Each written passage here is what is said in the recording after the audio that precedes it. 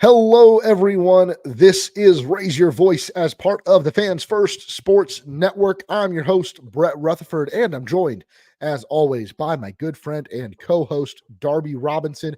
We are live on YouTube at the Raise Your Voice YouTube channel. Make sure to like, subscribe, and turn on those notifications so you can join us every time we go live. We are also live at D-Rays Bay on X. And if you want to listen as a podcast, you can do so wherever you get your podcast. Make sure to like, follow, subscribe, download. So each new episode is downloaded directly to your device. And if you really want to say thank you, you can find us on patreon.com/raiseyourvoice and become a member for as little as $1 a month. Darby, the Rays are red hot. All praise Skyray. We are both rocking Skyray, the brand new City Connect hat. Mine came in the mail, I think, like the day after we recorded. So obviously it was a little tough when we record on a Monday, the day they dropped. But we've both got them on now. And the Rays are in the midst of a 3-game winning streak, looking to make that a 4-game winning streak. They've got an 8-2 lead over the Chicago White Sox in the late innings. Darby, just what a few days can do with the Rays and the vibes right around this team. What are you feeling right now? the vibe shift is real. The vibe shift is absolutely real. The City Connects could not have come at a better time. They could not have come at a better time for the fans and the team. It seems like we definitely have this this new kind of like season starts now. And we kind of talked about it a little bit last week when we were discussing the actual the jerseys themselves, the uniforms, and how it's almost like kind of a bit of a brand update and almost like a refresh. And it's seemingly been that refresh, right? They faced a decent Mets team. Like let's not kid ourselves. Like the Mets are a pretty good team. They're not great, but they're not like a bad team. And coming off of getting, absolutely shoved around by the White Sox in a sweep, then definitely being outplayed pretty soundly by a very good Milwaukee team. A really awful road trip, coming back home now with this refreshed sense of life with the new threads. So much so that they had them scheduled for the first 3 games. The team said, we're wearing it again Monday night, and they're playing pretty well tonight. They look great. The jersey's amazing. The Skyray, it's Shai Hulud. It's what we've been looking for. It's praise be to the Skyray. Lisan Al Sky Hulud. It's there. It is. Well, maybe Johnny DeLuca. Maybe Johnny DeLuca is Lisan Al Gaib. He's Lisan Al Gaib. Oh my God. Yeah. There's a bunch of people listening right now that are not like Dune fans or sci-fi fans, and they are Dune 2 did very well. I don't know. And the memes were everywhere. You don't even have to have watched the movie to kind of get the reference, I think. But if not, you should. Dune 2 was great. Dune 1 was great. The question now is like, okay, they should win tonight. Do they wear them again tomorrow? I think they have to tear them off their goddamn. They're like honestly, they look amazing live. They look amazing on this field. They pop on the broadcast. The numbers are a little hard to read. Whatever. They look absolutely thick. Just unbelievably good looking uniforms. And like we kind of were talking about, and I think Trisha Whitaker actually mentioned this in a couple broadcasts where she was being asked about the uniforms, and the thing she was most excited about, and I was also pretty excited about, was how the players would style them. Like all the accessories, the wrist tape, the batting gloves, the shoes, the socks, and all of that. And that's where, like the Rays always have some awesome accessories, right? They've been rocking those like bright yellow wristbands and tape. It looks amazing with the neon.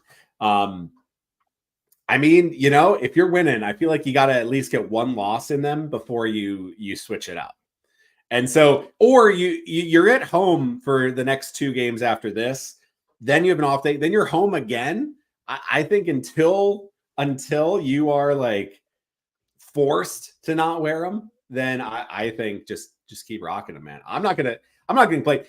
We said it was gonna be a brand refresh. The team will just do it for us by just saying we'll wear it every game the rest of the way. Yeah, I don't know. Like I'm wondering if they're having to ask like Major League Baseball for permission to wear the. I don't really know how that works, but they're already like planning on wearing it more than most teams have or any team has. But now they're just like, we're going to wear it again tomorrow, and who cares? And I love it. Like it is exactly the jolt that this team needed. We're going to talk about the baseball. And we're having fun, a lot of fun with this. They have gotten some good baseball players added too as well. But yeah, we're having fun with this. And while I do think like, and you and I agree on this, right? Vibes do play a role in how successful your baseball team is, but it's a lot easier to have good vibes when you're winning. Like the vibes don't necessarily cause the winning, but they do go together. And the Rays have been playing some really good baseball. They got their first series sweep of the season over the weekend against the New York Mets. And they played good baseball, but they also had, and this is what you need to have a successful season, they had some breaks. They had some things go their way, including in, including in the series finale, where they win it 7-6 in walk-off fashion. Their starting pitcher, Ryan Pepio, who's, him and Zach Littell have been the 2 most effective starters in this rotation. He goes out really early, gets hit with a 107-mile-an-hour liner right off the leg. He said it caught a little bit of his shin, but mostly calf muscle. He is not expected to go on the IL, although Mark Topkin had some reporting today that like the Rays still aren't sure what they want to do. If you put him on the IL, it has to be 15 days, which makes me think they'll just push his start back, if anything. I don't think this is worth the fact that the x-rays were negative. I can't imagine that he would go on the 15-day IL, but Mark Topkin said they're still waiting to see what they're going to do with him. And because of that, they have not decided when Taj Bradley will rejoin the rotation. Talk about reinforcements. But the bullpen manages on Sunday to just navigate through all the way through the 10th inning. The Mets make a number of mistakes. The Rays make a number of mistakes, including in the top of the 10th inning, Yandy Diaz dropping a ball that would have gotten him out of the inning without that free runner scoring from second base. Instead, they score on that error. I'm thinking the Rays are doomed at this point. But Johnny DeLuca, who else? Johnny on the spot. Freshly reinstated off the IL, continues to just have an incredible start to his Rays career. He's up to, I think, 10 runs batted in. 10 RBIs. The 2 on games. Sunday to walk it off in a triple that shot past Met center fielder Harrison Bader. The Rays win it 7-6. And DeLuca is exactly the player that I thought we were getting when the Rays made that trade with Tyler Glasnow. And man, does he just fit so perfectly into the outfield, so perfectly in the bottom part of the lineup. What are your thoughts on Johnny DeLuca this early in the year? Well, it can't have started better for him with the Rays. I mean, when the Rays targeted him in that trade, you kind of knew that they had big plans for him. And when I was kind of diving into DeLuca a little bit into the numbers, he definitely seemed like a perfect Rays replacement for Manny Margot, a guy who's fast, really good defensively, and has a absolute punisher of left-handed pitching. Really good pesky contact guy too, kind of something that the Rays do like. I mean, you have your Yandis and your Isaac Paredes, who are the similar type of batter where, especially Paredes, I mean, DeLuca's an over 50% pull guy. So he, it's like all pulled fly balls, tons of contact, great bat to ball skills. I mean, on that triple, that's a tough pitch. That was not like a gimme. That was not a center cut, but he just had a great stroke with the bat and got it into the outfield. It just kept tailing away from Bader, who's a very good center fielder, and made a very good effort on that. Came up just a few inches short. You could question whether that was a good diving attempt because it ends the game if you miss it, and he did miss it. But yeah, I mean, DeLuca, the team was struggling badly with making any pitcher work. And that was like, we talked about this, was that they were a team that weren't walking, weren't making contact, striking out a ton, and swinging quickly, not pulling the ball, not elevating fastballs.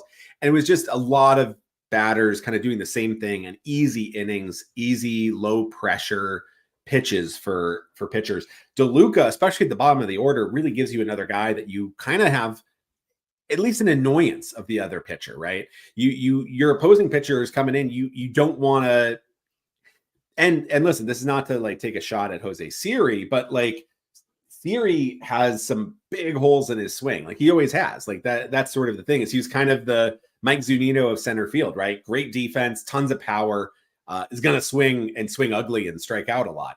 DeLuca gives you kind of a very nice counter to that, where at the very bottom of the order, he's a guy that's going to be a little tough to put away. He's going to put some contact on it. And then when you get the ball out there, things can happen. Good things can happen. You slap it out into the outfield, bam, you can run for days.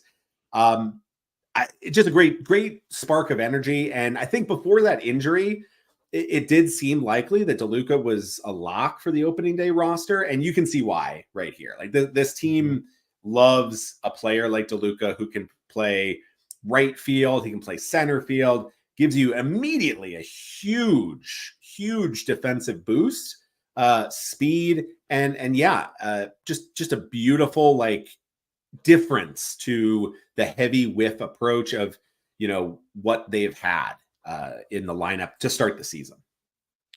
Yeah. Someone said, it might have been on Twitter, like this team might not be the most talented, but there's a lot of folk heroes. And I think we're seeing like Johnny DeLuca become one of those, Ben Rortved, Jose Caballero.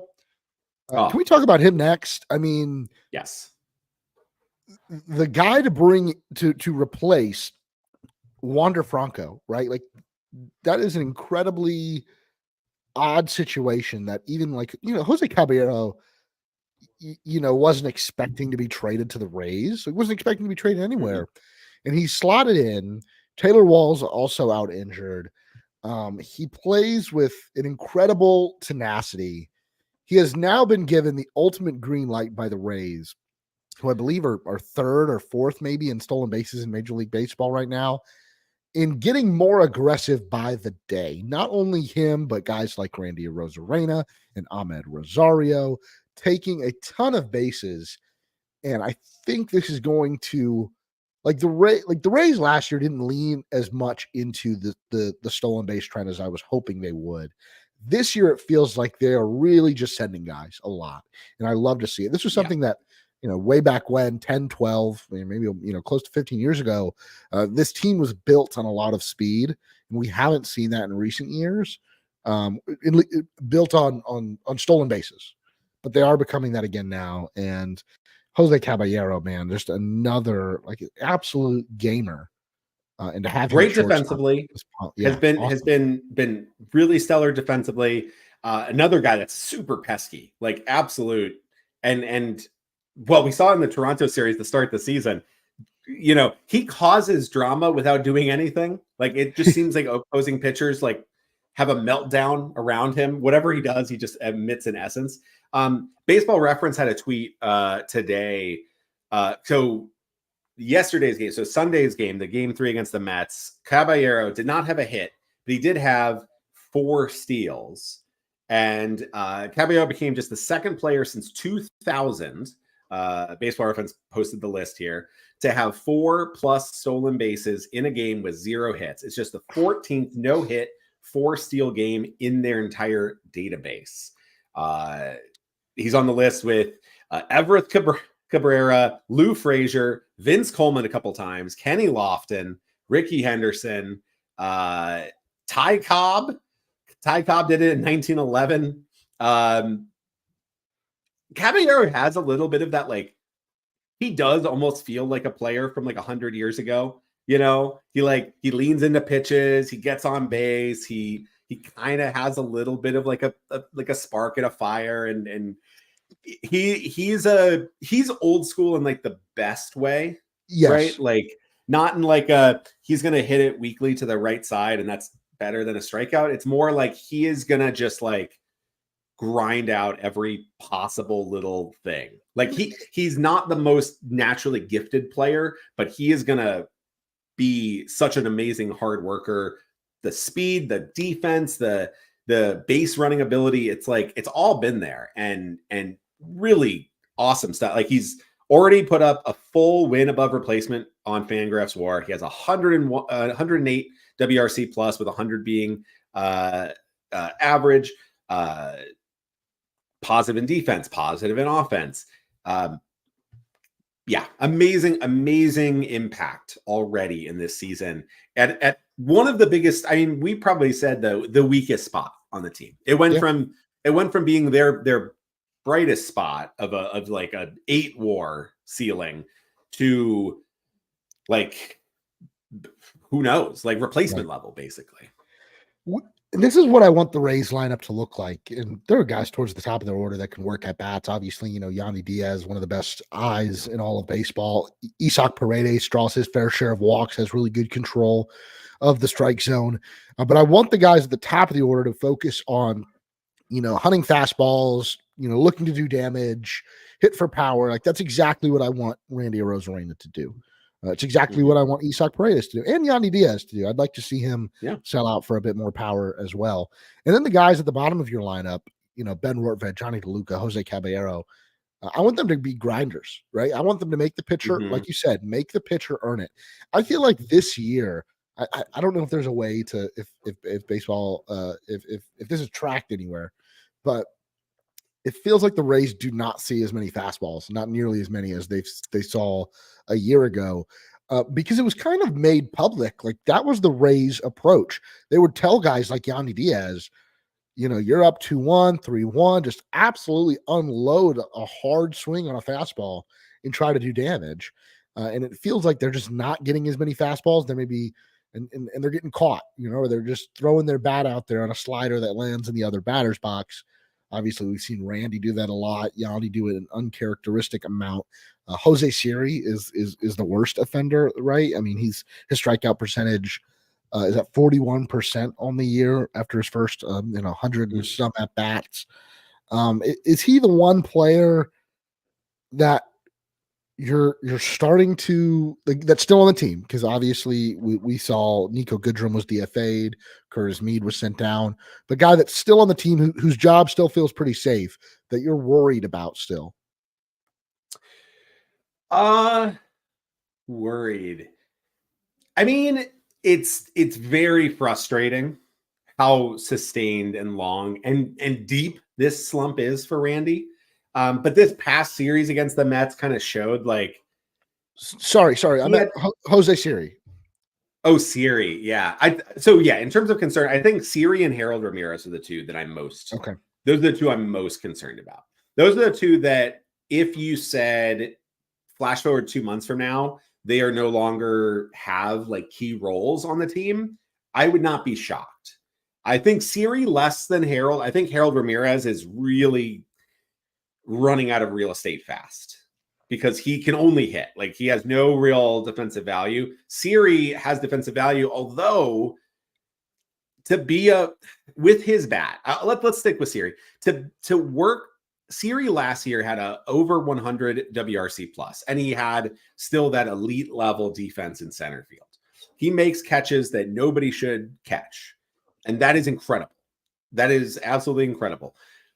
He will have his occasional bonehead like below of a 95 percentile catch where he drops something, but like for the most part, like you'll take that because like that happens. You just he gets you, he wins you enough defensively that you can offset some of the offense.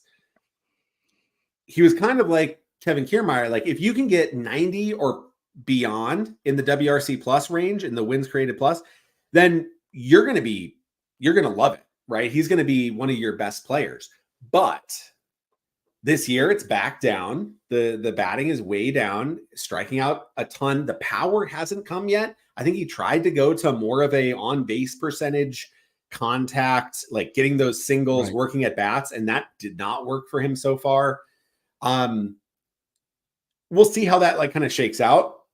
He had a couple of just awful errors and like really impactful errors during the Mets series.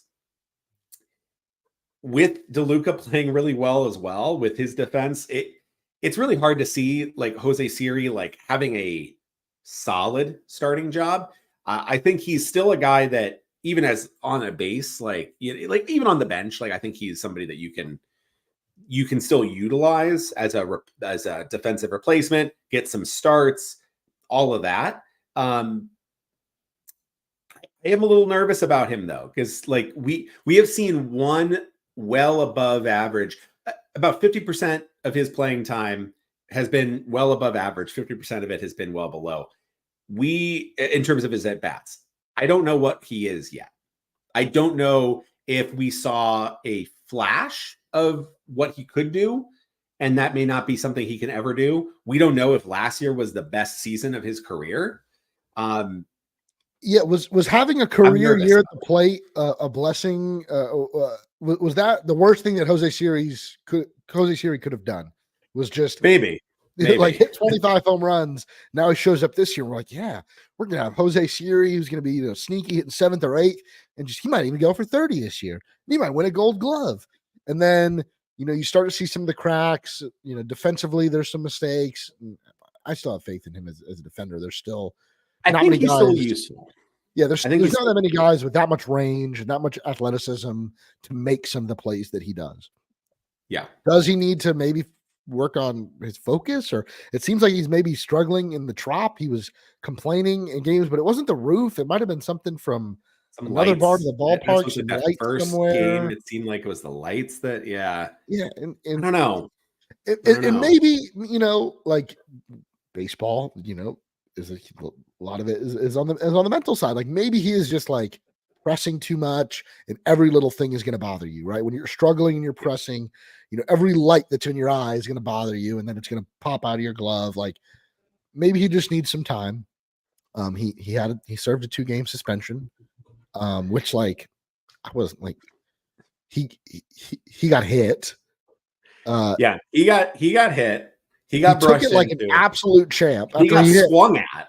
Yeah, like he hit the longest home run of the season for the Rays. Just a massive 450, perfect. Like you knew it right when it comes off the bat.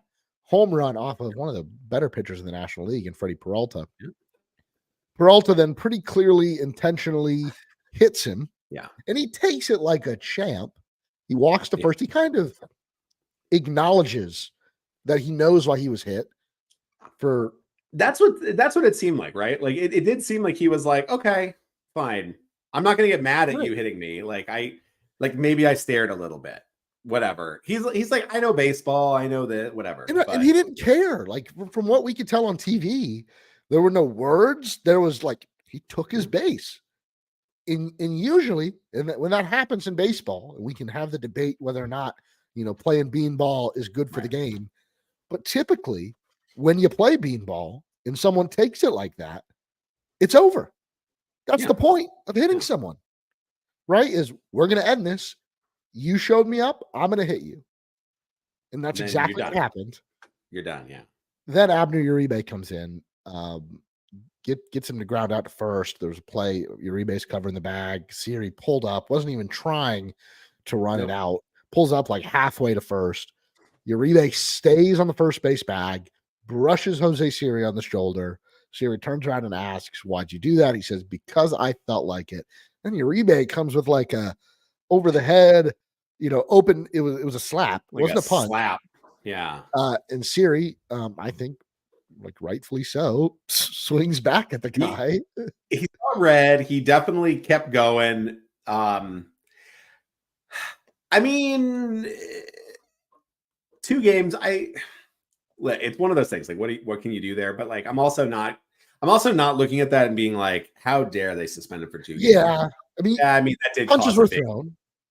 Punches were thrown. I think what I'm glad is that it was Peralta, the Brewers manager, and Uribe that got like the suspensions. It was like, we're gonna throw, because like Siri did throw some punches. Rhys Hoskins is in the middle getting like slapped and punched and knocked out. Like Rhys Hoskins is just like getting abused from both sides. Poor trying guy. to like get out of there, Reese. Yeah, Jeff McNeil, the little rat boy, trying to like attack him in New York, and now or Raccoon Boy. What was that? That wasn't that the thing? It was like rat or raccoon for their fight in the Mets last year. No, like Reese Hoskins is just in the middle of like chaos. I'm like overall, I'm think that was all settled.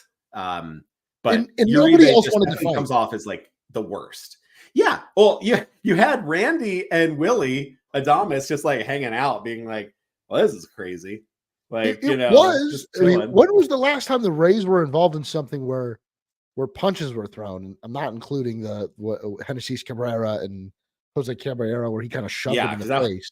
That was just like Hennessy Cabrera, just angry. Yeah, but it's been a while since there were punches thrown. Yankees?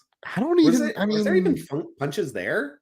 There was a lot of talking. There was a lot of jawing. But the Rays never really engaged. They just would like come back the next day and beat the crap out of them on the field. Yeah. Like it was just like, all right, you're gonna keep throwing at us because you're angry, you're bad at baseball. The Rays got the last laugh in those games, like every single time. Every single time they threw was like cool. Yeah. And who knows? Maybe we're giving it up to the Skyray. Maybe it was Abner Uribe this whole time that did it, because again, you throw at the Rays and suddenly they become stronger afterwards. Yeah, I like Luke's comment. Siri just needs decaf. Maybe I don't know. He does feel like a guy that's like emotionally charged. So like when good things happen, things just start to really fuel well for him. When bad things happen, like that first game, they talked about it on it was the Fox game. That was the Friday. Basically, very first play of the game, there's a line drive to center field. Not an easy play, but like a over 80 percentile catch. Like, and it hit him in the glove, and he dropped it. And Siri kept motioning to like somewhere in the back of the trop or the lights or something. And the broadcast kept cutting over to him, and he was just like the entire inning, he was livid. Like his face was like, does not have a good poker face. Like you can tell, like he was like pissed. And he just kept pointing to the lights and being like upset. And then at some point he was talking to Randy about something, and I'm wondering if Randy is just like chill, bro. Like you dropped the ball. Who cares? Like let's move on. There's a lot of outs. This is the first inning. It is the first, like, you're going to have a lot of chances. Like, so I think he plays with a lot of passion. He is a bit of a hothead. I think he is somebody that, like, maybe he does need some decaf. Maybe he just needs to, like, take some breaths and be like, you're going to fail a lot. You're going to succeed a lot. Chill. And a lot of the team had a similar vibe, though, early in the season, right? It did feel like nobody was doing well, so like everybody was pressing because you're like, okay, Yandy and Randy are struggling, so now I got to do it. And then it's like, okay, now and nobody's going to succeed when you're having to feel like you have to do more. So yeah, I'm not giving up on Siri yet. Like I had a conversation with on Twitter with Zach from RBLR. Oh yeah. And we were going back and forth. I think like I really like their show a lot, and I really like his takes. And he was still very much like believing in Siri. I'm more of the like I don't fully believe in Siri because I don't know if he is a starting guy for a long time. He has been very good with the Rays, but like I still don't know exactly if he is better as like a fourth outfielder or if he is your starter, if he's a guy that you give 130 games to or not. So I'm more of a, like, I don't know. And I would rather have some options, and like having Johnny DeLuca is great because now you do have another option for starting. Like you don't need to have Siri out there every single game. But I'm not saying like I would, I'm DFAing the guy. Like he's still a guy that I think like is a very important role. If he's a fourth outfielder with the Rays, like we're going to use him a lot. Like the Rays do not just like leave people on the bench. That was the problem is early in the season, there hasn't been anybody, like the bench was basically people that the Rays and Kevin Cash felt like they really could not use. And so it was the same starters, which is very un-Raysy. Like the Rays are a team that like every game, it's a new lineup in a new order with new play. Like you're just constantly, you're seeing a new like grouping every single time. And that's where Siri is going to come in huge, I think, is like, he's going to be a guy that gets center field. You're going to have alignments where it's DeLuca, Siri, and Josh Lowe out there. You're going to have Randy, Josh Lowe, and DeLuca. You're going to have Siri, Randy, and Palacio. Like you're gonna be like shifting it around a lot. So we're at a point where concerned with Siri, not abandoning ship. Yeah, and if Siri is your number 9 hitter, right, or your number 8 hitter, right, and playing center field, and everyone else above him is hitting well, you don't notice him. Like, yeah, that's true. That's a big part of it. And we're at a point now with, and we got a lot of other kind of roster housekeeping stuff to talk through.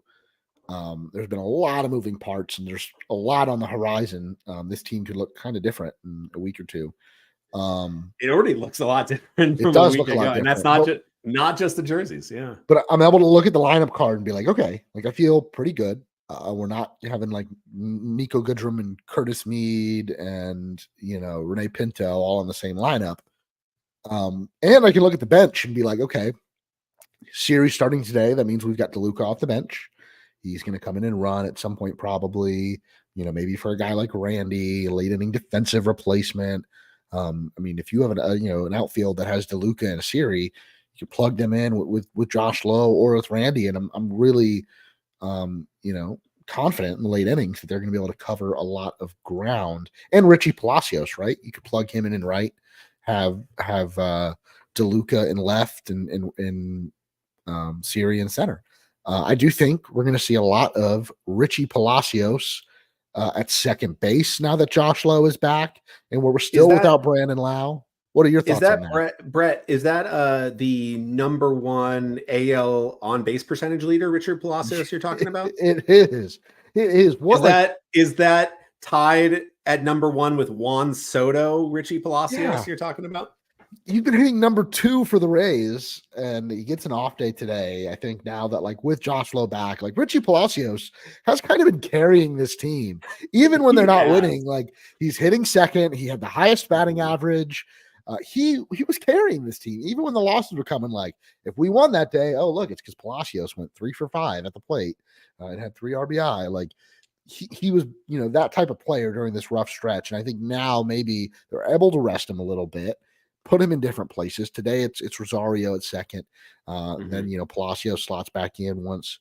Tomorrow probably at second base. You can run him in Low out. I think Tomorrow is Soroka pitching for Cleveland. It's Soroka and then Flexen. So all righties come in. We should really sweep here, man. This what a perfect opportunity to just have a 6 It would reset. It would reset to just be like they get a sweep, we get a sweep, and just like call it a day. Listen, I'll take a series win. Honestly. I would too, but the way this series win.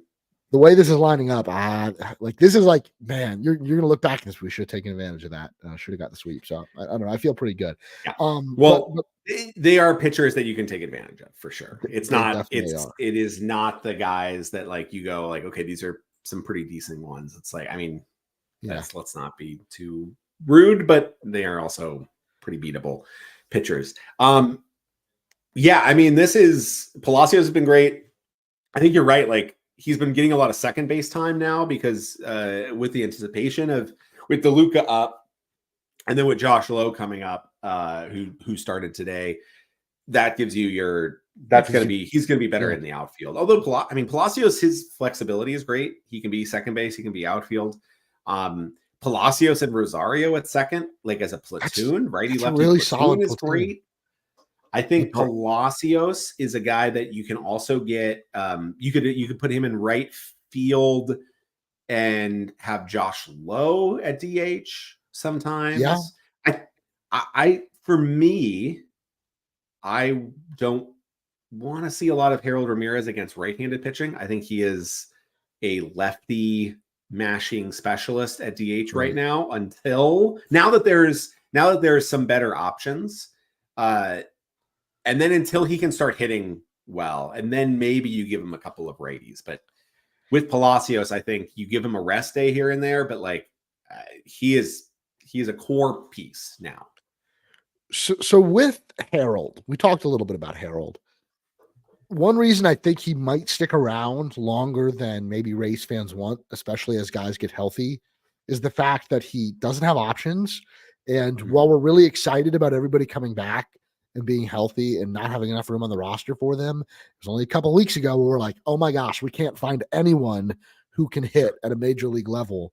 And even with some of these young guys, even as they find success, I wonder if we do see, Johnny DeLuca option at one point later on. Obviously, if he keeps,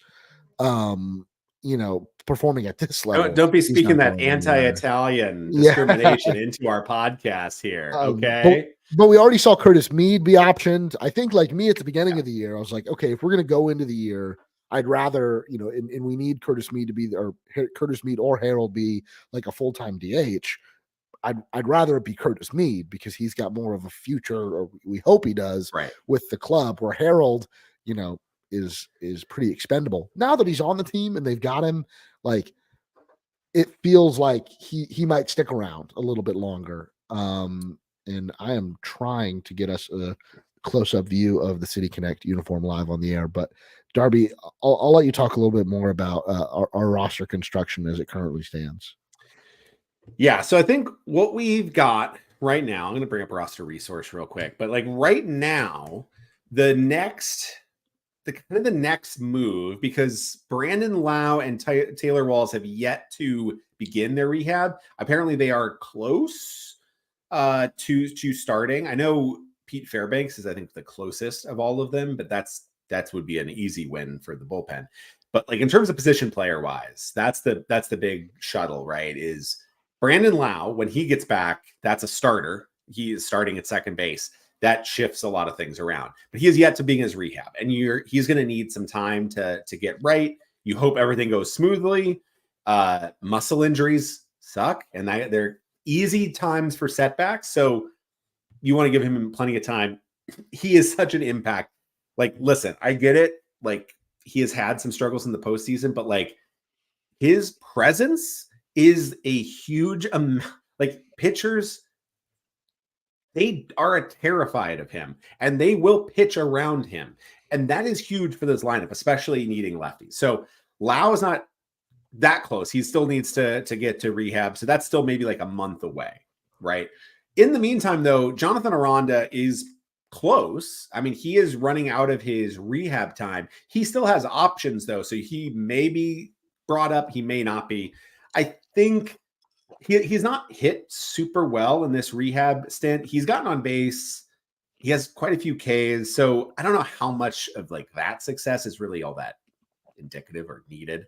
I think they just need to see him like put the bat on the ball well, whether it goes for hit or not. It can be outs as long as it's hitting well. I think Aranda is your next move. He was another guy that was slated for opening day. And with Austin Shenton, who let's also give him some credit. He had maybe the at-bat of the year for the Rays. 8th inning, bases loaded, 2 out. You have Austin Shenton pinch hitting, coming into the game against Adam Ottavino, he's having a great year as well. And Ottavino is a filthy pitcher. I mean, he said he could strike out Babe Ruth in his prime, and he probably could, because I don't think Babe Ruth ever saw sliders like Ottavino can throw. But that's a tough pitcher. That's a tough pitcher, right? That's a huge at bat for a rookie who has not gotten a lot of playing time and coming in cold off the bench. And he fought off some great pitches. He got a couple of good swings for foul balls. He somehow, some way was able to foul off this slider that like went right through the zone. Ottavino, and this was a great on the Fox broadcast with Adam Wainwright. And kudos to the Fox broadcast, because that was actually one of the best national broadcasts I've heard all year. That was amazing. And that moment, that 8th, they were bringing the energy up. That at bat was like peak, like this is excitement. This was huge. Adam Wainwright needs to replace John Smoltz on the A team for Fox Baseball. And I see him nodding his head backstage. Oh, he might be finishing his dinner here. I don't know. Danny, are you ready to be added to the stage? Oh, there we go. Okay, we've got managing editor from D-Rays Bay, Danny Russell, in the house. Danny, what's going on, boys? man? I feel like I need to go horizontal with the There camera. you go. There we That was a go. little better. That's a little better because we brought you in to well, one, because we missed you and we wanted to talk to you, but two, for those that are watching on video, we wanted to see if maybe you could give us a little close up of the Rays City Connect jersey. I mean, this is something real special. The Tampa Bay Rays were extraordinarily kind and provided. Oh, that's look amazing. at that. This is something I had not put on the Twitter previously. This is a 2024 City Connect jersey. Boys, I cannot tell you. I cannot believe. We're losing Danny a little bit. First off, that the script is neon green. I never thought I would see such. Hey, tell me I'm still here. You're still here. You're still here. You're breaking up a little bit, but that's okay. We're seeing the jersey, or we were. When you post it, I mean, Evan Longoria here is just top. Evan Longoria. Longoria. I hadn't heard that one yet. I don't think. That's awesome. That was Ray's Twitter. I think is officially on Evan Longoria, though. I do think Shred McGriff was a really good close second. Shred McGriff, I think, was one of my contributions. I also saw Fred McTwist as being Also another McGriff. The complaints about the jersey numbers being difficult to see, I have trouble seeing this up close. Like, actually, this looks like a very clear number to me. Mm-hmm. So I have not seen it on bodies in the stadium. So maybe, folks, if you have and you're live and you can jump in the comments, is it difficult to tell who's wearing what number? I would love to know that live because, you got the journalists complaining just a little bit too much. Yeah. I mean, That's I true. get it. If you having worked in a press box where I have to be the public address announcer and see who's running onto the field, I get it. I get the complaints. They're valid, but the rest of the jersey is so sick that who cares? If anybody went to I agree though with Danny. If anybody went to the games this weekend or tonight, jump in the comments. Let us know. We know you're hardcore Rays fans if you're listening to this show and watching this show, but what's the visual? How does it look on the field?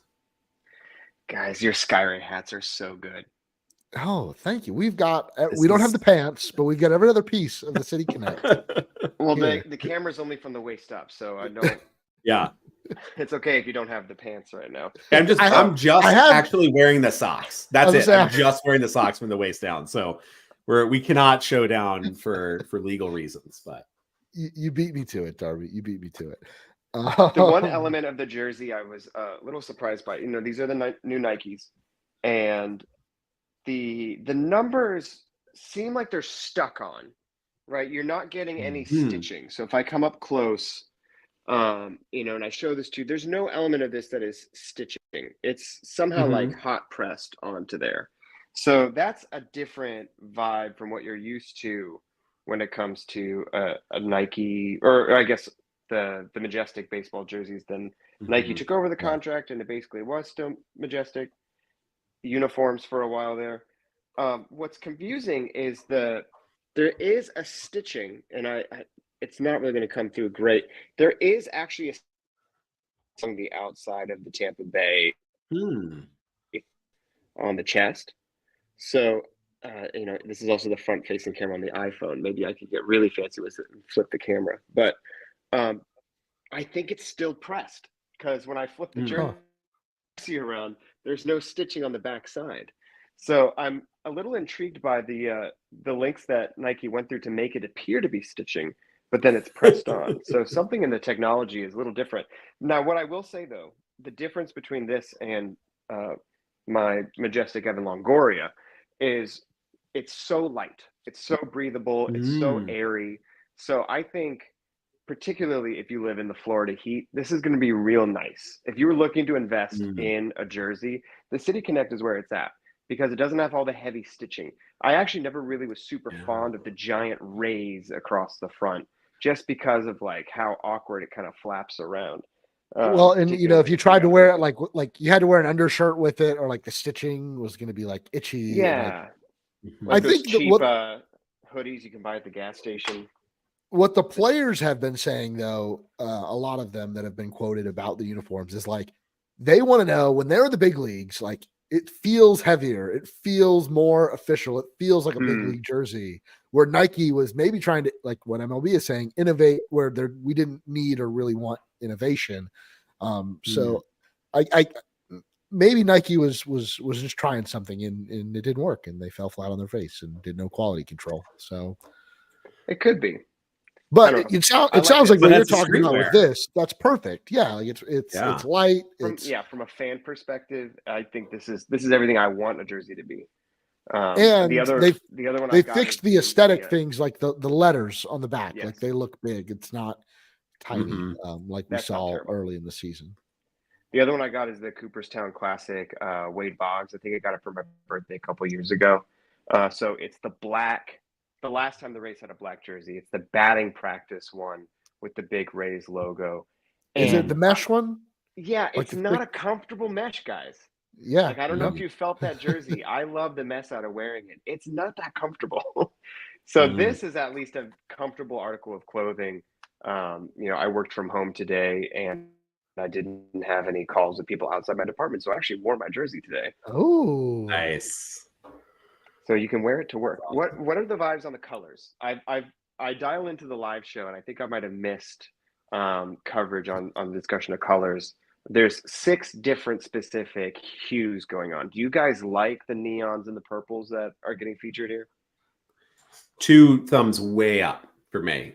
I think it totally fits it really fits the vibe of the team the last couple of years where they've been rocking a lot of those like bright yellows, especially a lot of like Yandy and Siri. Like it's looked great. It's actually kind of brought in some life to a very classic, very clean look to the Rays uniforms they've had. It's a very clean, it's a very traditional style of uniform. These I think really fit like where the players have been, which is like that neon, that color, that fun. And I think a lot of it's just popped. It pops so well. And I love the like boldness of those colors. Like both, not just the gradient, but like the neon green. I wasn't sure how well that would look, but I love it. It like is watching the game. games. I looked it up. It's the same shade that Nike uses for the Seahawks.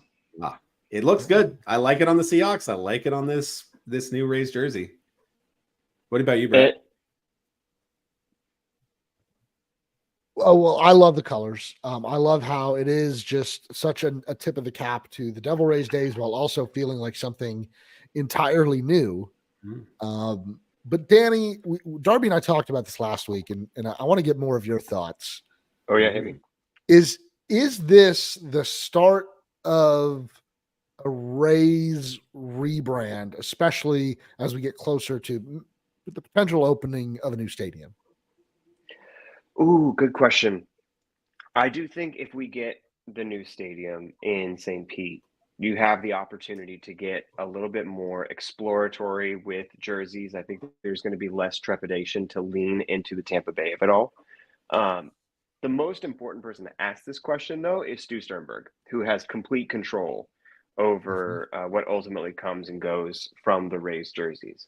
The choice about whether or not you had Tampa Bay, that goes back to Stu. The choice about not bringing black back into the uniforms goes back to Stu.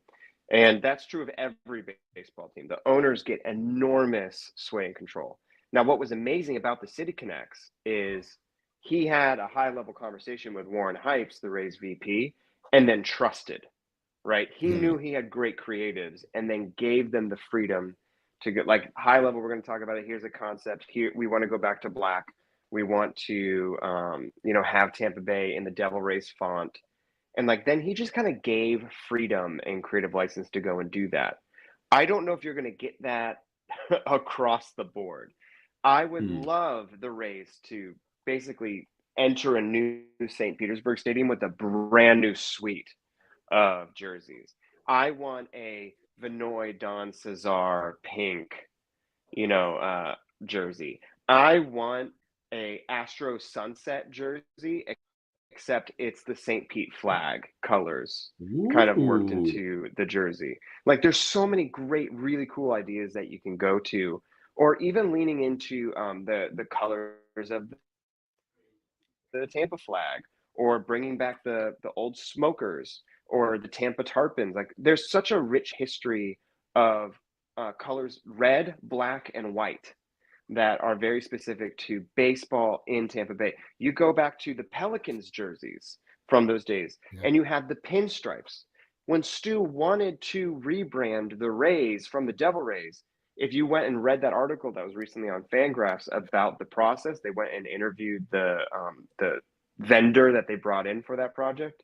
Stu wanted pinstripes, and the vendor told him, no, you can't have something that is, so New York. I think that was a mistake. I think if you had gone to red pinstripes as a callback to the old St. Pete Pelicans, you would have had a beautiful and very unique thing that we only ever see when the White Sox pull out their red pinstripe jerseys. And that's once in a blue moon. Red pinstripes would be chef's kiss to me. I know that they're the Tampa Bay Rays, and so you want the sky blue and the ocean is blue. I kind of don't care. I love the idea of leaning into black, leaning into red, leaning into pink, leaning into the colors of the St. Pete flag. I want so many more colors. The original Devil Rays concept had it right.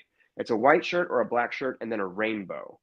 And then you have the full spectrum of colors that you can lean into and borrow from as the jersey evolves. So I give you a very long answer.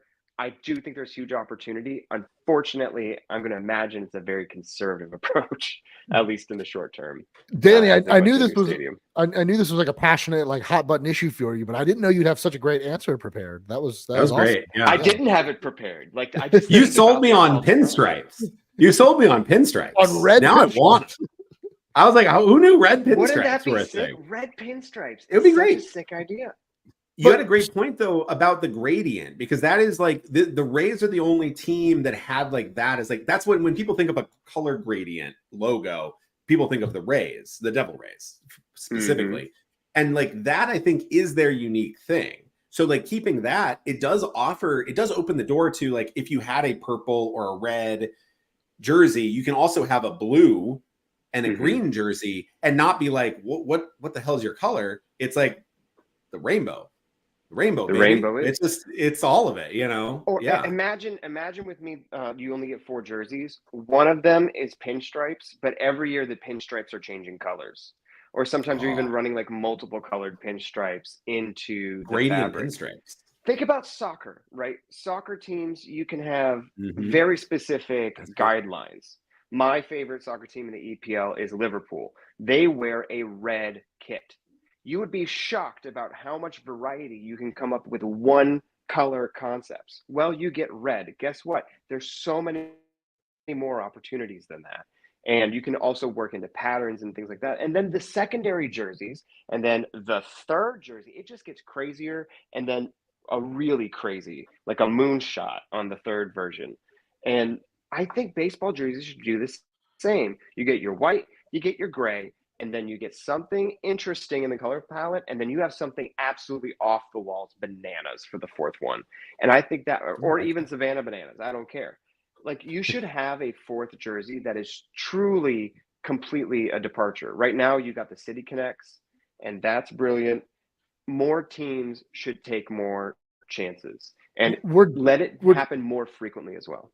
Yeah, the rule of like 4 uniform, is it 4+ City Connect is allowed right now in rotation? I think that might like go away or be altered. Like, I think Nike, although not every team is as blessed as the Rays with their City Connect rollout, case in point, Detroit Tigers. I really like. They were close. Yeah, I really like the jersey, the hat. Like, that's the thing. Detroit's hat, other than the fact that it was so remarkably boring, we will not remember it. But they were so close. We talked about this in the Slack. Darby, I know you were dialoguing with me. The under the brim has these Brim was great. tiger eyes that they put a ton of thought into, right? Like there was all this story behind why the certain parts of the tiger stripes are colored the ways that they are. It has to do with headlights on a vehicle and stuff like that. And the Motor City put that on the hat. If the hat itself were like a tiger's head, that is brilliant, that is new, that is unique. People will buy and wear the crap out of that. This stupid, just like italicized Detroit is horrendous. No one wants Times that. New Roman Detroit. Like that's the not even your old English. Yeah, the old English D, like that became like, you know, a national symbol icon for the city of Detroit. Like you see when that Eminem took a photo in the New Jersey, he put on the old hat. He did not wear it's great. It's the most I bet you they were like, you gotta wear this, and he was just like absolutely fucking not. It's like, no, not gonna happen. What confuses me about the jersey itself, it very much looks to me like someone should be working a bodega wearing that. Like it's got this certain sort of vibe of like the pattern and the way it's going down the shirt. I'm like, who's your target market for this? But it felt for me, and we were talking about this, it felt very safe. Like the stuff that worked was like, that's fine. But like it just felt like a very that's been a lot of the City Connects has been like a missed opportunity. There's been a few that have taken huge swings, and those are the ones I love the most. But like the complete departure from color, complete departure from style. But the ones that have, I think, like really flopped for me are the ones that are just like so stale. And maybe like you're saying, maybe that was just the owners being like, our brand cannot, like, we're not going to go, we're going to go safe. We are going to go. I mean, I look at like the Cubs, I look at like the Dodgers, who are getting another shot at it. But like the Dodgers get like, a new shot, yes. You guys Cubs, you could have done. You went blue. That's your color. And you just went the same color. Like that felt very corporate. It felt very like sanitized. Detroit, at least, I think the jersey is at least a little different, a little more fresh. But that hat, like, it felt close. Like the VIN number is kind of a fun idea. Even if it was just the Old English D and the tiger underneath would have been like something. But like I like your idea of like, just put that on the hat. Like let's go. Like let's have something fun there. Something unique, because everybody has the tiger. Like if you're a Tigers fan, you have the Old English D. Like that, like you already have that hat. You're an iconic hat. You got to go. Why? Because nobody's gonna buy the Detroit hat. Like nobody's gonna buy that. I can't imagine. And like that's a myth. Every Rays fan's buying this. This guy, like everybody. I like everybody on my timeline's bought one yet. There's two reasons why I don't own a Skyray yet.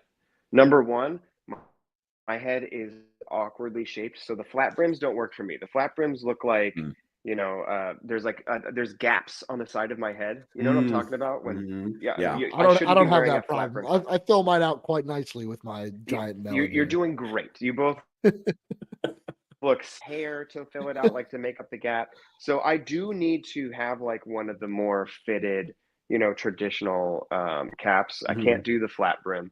And I really wanted to buy the corduroy one, the white hat with the rays in the front and Skyray coming up the middle. And my wife is like, no, you cannot. Number one, you do not golf. Number two, you are not in a frat.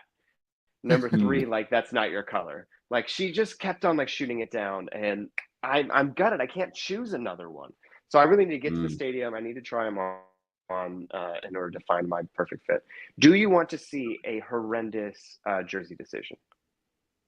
Yes. Yeah. Always. So I dialed in a little, and Brett, I missed your message at first because I was just coming home from playing in my softball league, and so the shirt I've got on right now. When we dropped off the shirts to get printed, dropped off at a local t-shirt place, and they put names and numbers on the back. I guess I did not give enough instruction because they put the last names in Comic freaking Sans on the backs of these jerseys. Danny, we just had this whole conversation about being unique, leaning into an idea. No one else has Comic Sans on the back of their jerseys except for your softball team. It suits the quality of my softball team. Yours truly was the t-shirt tonight. I did throw a complete game to my team's chagrin. There you go. No, we lost 15-10. It was a good game. You threw a Erasmo Ramirez complete game. Hey, Erasmo Ramirez has 2 wins on the season, which is more than I and so pitched great in extra innings. Came back tonight, getting out of a jam. Amazing, Erasmo. We're just at an hour. While I've both got you, we got a couple more roster things to talk about. So I want to throw it to you guys for like rapid fire. yeah, let's go. Alex Jackson promoted. Renee Pinto optioned. This is a guy that, like, before the season, there were articles about whether or not he would catch 100 games for the Rays. He's back in AAA now. What are your thoughts? The Rays know better than we do.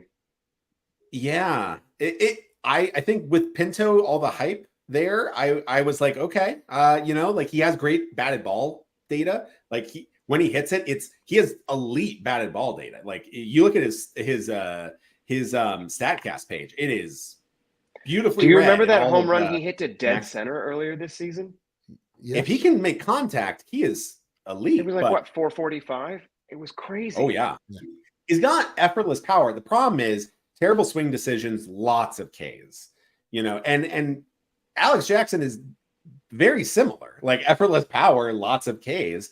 I think defensively, that might have been the biggest difference. Is I think Pinto has been not as sharp as you would really want behind home plate. He's always had trouble with blocking balls, but he's also been pretty weirdly not great at getting called strikes, which Ben Wertvet has been fantastic on.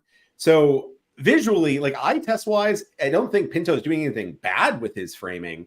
He's just not getting the calls. So whatever reason, Alex Jackson, again, very similar style, like strikes out a ton of power when he makes contact and pretty reliable behind the plate. So I'm with Danny. I'll just trust the Rays. Yeah, it comes down to multiple facets. You got to be able to defend well. You got to be able to get the called strikes. You need to work with the pitchers well, which is the thing we have the least amount of data on. And you need to be hitting. And so there's 4 different fronts that a catcher could potentially struggle on. We watched Pinto struggle on 3 of those. And, who knows how well he's calling games. But maybe there was something to some of the Rays pitching struggles that could have potentially come back to that. I'm not speaking on background. I don't know. I haven't asked anyone at the team that question. I saw the decision to move one up and one down. I was kind of like, oh, bummer, dude. It's definitely not what he wants or what the Rays expected, but it's nice to have a quality third option in Alex Jackson. And it's really nice to have chosen correctly with Rortvet. Yeah. What a move. Oh my God. And what a immediate like team impact. Because again, like Danny, you said, like working with pitchers, like I think that might have been one of the biggest selling points for him.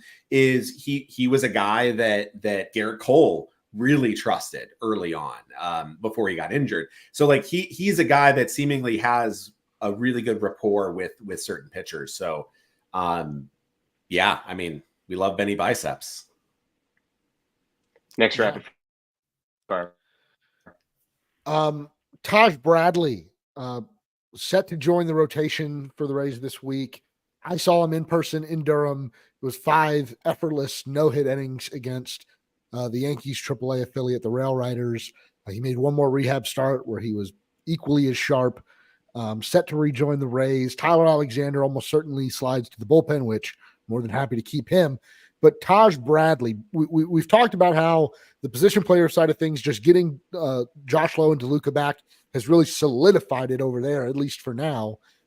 Pitching staff, at least the starting rotation, when you've got guys like Aaron Savale and Zach Eflin even a little bit struggling, adding a guy like Bradley into the mix, what does that do to the Rays rotation moving forward?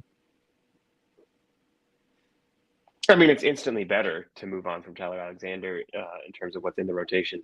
But that was always the goal. I don't think Alexander was viewed as a starter for the long haul. I think he was a guy you can get 4 innings out of, right? And that was by design. And, it's the first month of the season anyway. You're going to be ripping through your bullpen a lot as you figure out who's got it and who doesn't. So Alexander was there to play a part, and he did. And I think one of the nice things about the Bradley situation is he's still young.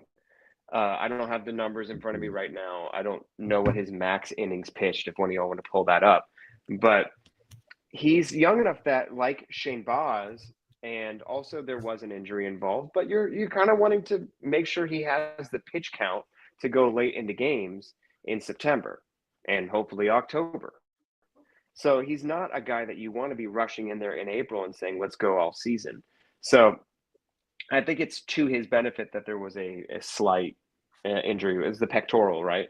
And the Rays have managed him very carefully, right? And I think they're managing him maybe a little differently than they have some of their other young top pitching prospects.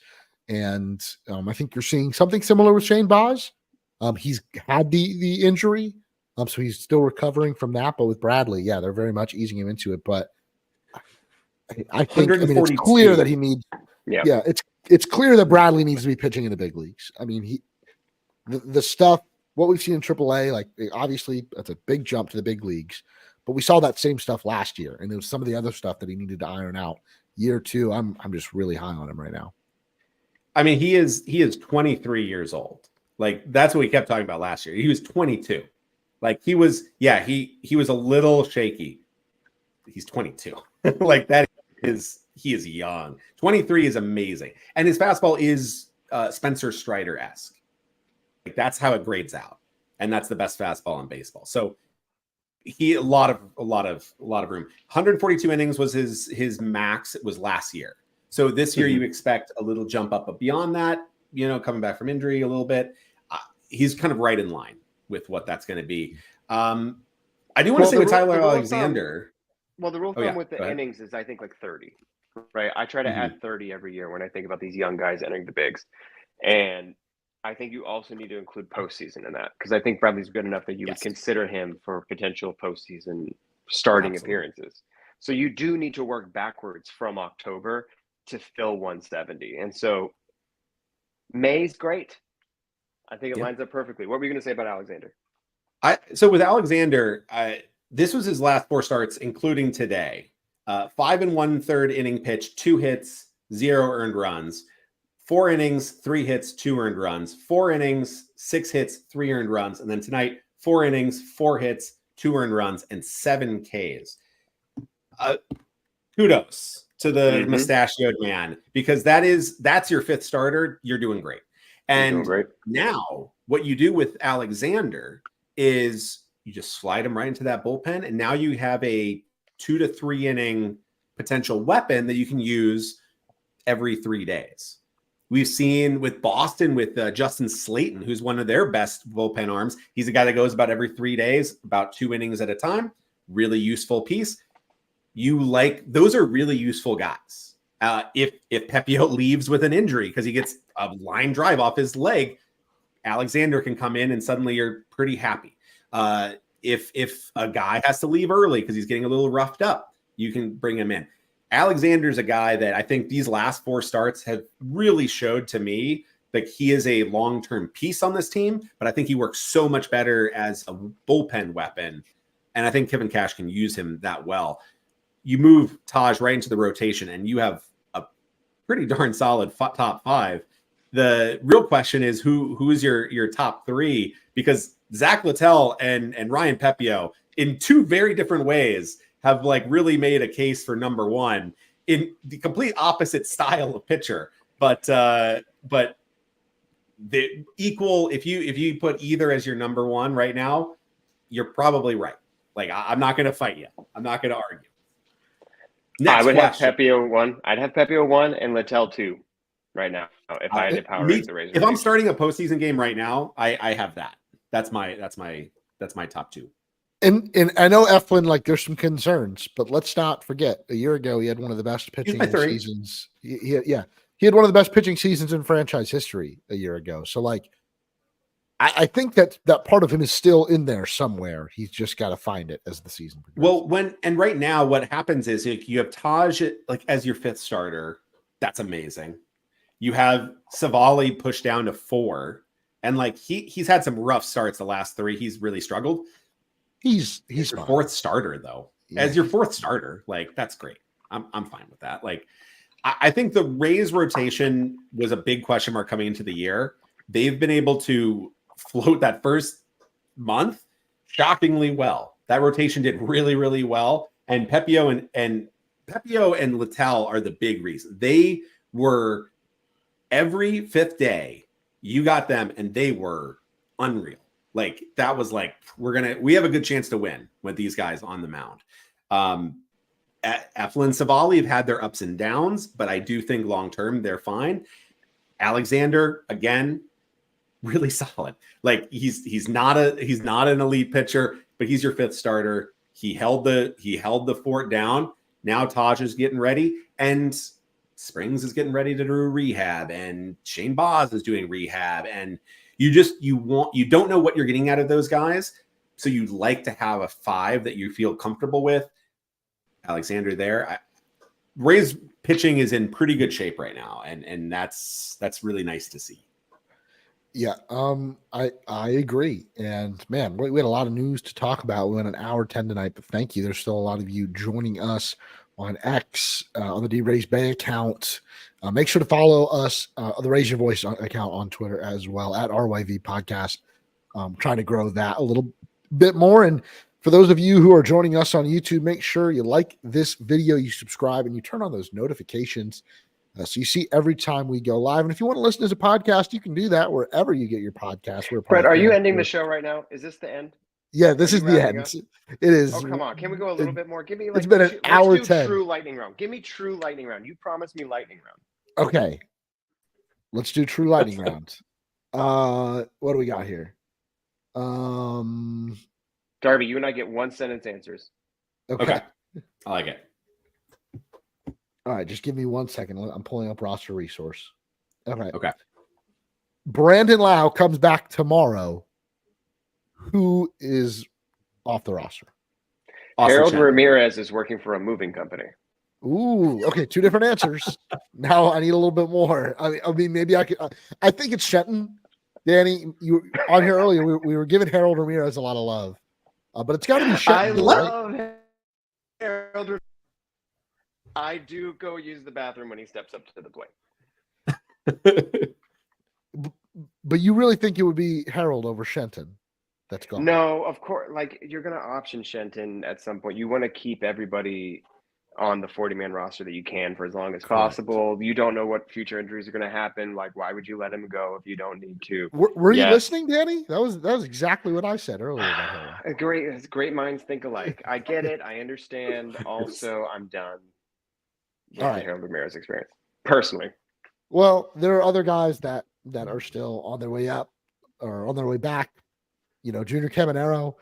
When will he be called up by the Tampa Bay Rays? But here, I'll give you guys a date. Before or after June 1st? After. It's feeling that way. It feels like if they were going to call him up now, that window has kind of passed for now. Yeah, it also really depends on like who's still struggling. Has Randy figured it out? Has Yandy figured it out? Mm-hmm. Like at some point you have to be aggressive with if you think this team is good, you do need to make decisions based on performance. And at some point he can force his way into the conversation and make his way onto the roster. Also, you could move Paredes to first or second base if he is performing well to make room for Junior over there. Also, you don't need to have Harold Ramirez on the roster. You could move on from him at any time, guys. Come on. I think the biggest thing right now is that you don't, and I think Steve Carney was talking about this on Twitter, is you don't necessarily want Caminero as your DH. Like that, so like that's the easiest move. You don't necessarily want just like Paredes or Yandy as an all-time full-time DH. I think what you are looking at is one big injury away, and Caminero is the next call up. So like Paredes or Yandy goes down, I think Caminero is the call. But until that point, because you can just move Paredes over to first. Right. But until that point, you move Paredes to second, you have Caminero at third, and then it's Palacios and Rosario as your DH. That's fine, but like it's not super needed right away. So the beauty of the Rays roster construction is that they were never doing a full-time DH situation. When David Ortiz was a big deal, he was a big deal because he's the exception, not the rule. being a full-time DH is extraordinarily difficult. You need to have guys who are taking the field and getting those opportunities. And so DH should be rotational. DH has never really made sense to me as something like for the All-Star game, right? It should be a rotational opportunity to just get guys off of their feet for a day, not a full-time job. It's also why it's baffling to me that the Rays carry Harold Ramirez. Next lightning question. Okay. What does the rotation look like if everyone is back healthy? What are your 5 starters? It's September 1st. Everyone is back from surgery. Who are your 5 starters? No one is hurt. Pepio. Wait, so Springs Pepio's- is back, Rasmussen is back. Springs Yeah, and Bob's Rasmussen are back. McClanahan is not back. Okay, Yeah, so Sugar okay. Shane's out. Okay, so Pepio's in, Bradley's in. That's 2. I think based on if Springs is like fully back to what he was before, he's in for sure. So that's an easy 3 for me. You trade Eflin to some team that needs a starter and respects his stuff. You have to keep Littell based on performance. Like you have to ride the hot hand. It's not an option. Boz and Rasmussen, you can move to the bullpen.